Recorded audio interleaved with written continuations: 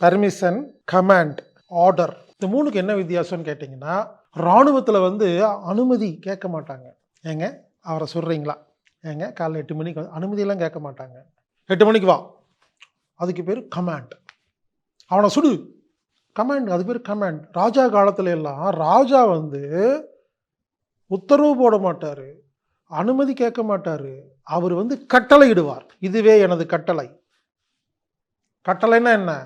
சொன்னதை மரியாதையாக செய், நல்லது கெட்டதுன்னு யோசிக்காத, செஞ்சு முடிக்கலையா உனக்கு தண்டனைன்னு அர்த்தம்.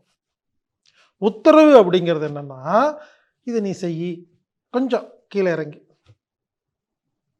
இப்போ அரசாங்கம் போடுது இல்லைங்களா, அதுக்கு பேர் உத்தரவு. இப்போ இருக்கிற அரசாங்கம் போடுறது உத்தரவு. மிலிட்ரியில் கொடுக்கறது கட்டளை. அதே மாதிரி ராஜா காலத்தில் இருந்தது கட்டளை.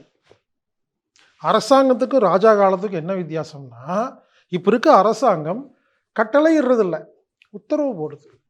ரெண்டுக்கு என்ன வித்தியாசம் அப்படின்னு கேட்டிங்கன்னா, இப்போ இருக்கிற அரசாங்கம் உத்தரவு போடும், நம்ம திருப்பி கேட்கலாம், அரசாங்கமே நீங்கள் செய்வது தவறு, இந்த உத்தரவு சரியில்லை அப்படின்னு போராட்டம் பண்ணலாம். நீங்கள் இமெயில் அனுப்பலாம், கேள்வி கேட்கலாம், யூடியூப்பில் பேசலாம், வாட்ஸ்அப் பண்ணலாம், போராட்டம் பண்ணலாம், பஸ்ஸை மறிக்கலாம், எல்லாம் பண்ணலாம். ஆனால் அரசாங்கம் மாறாது. இது இப்போ இருக்கிற அரசாங்கம். அந்த காலத்தில் திருப்பி கேள்வி கேட்டாவே தலையை செய்விடுவாங்க. ரெண்டுக்கு என்ன பெரிய எனக்கு ஒரு வித்தியாசம்னா, அட்லீஸ்ட் போராடுறதுக்கு அரசாங்கம் அனுமதிக்குது. ஆனால் அரசாங்கம் அதுக்காக மாறவே மாறாது.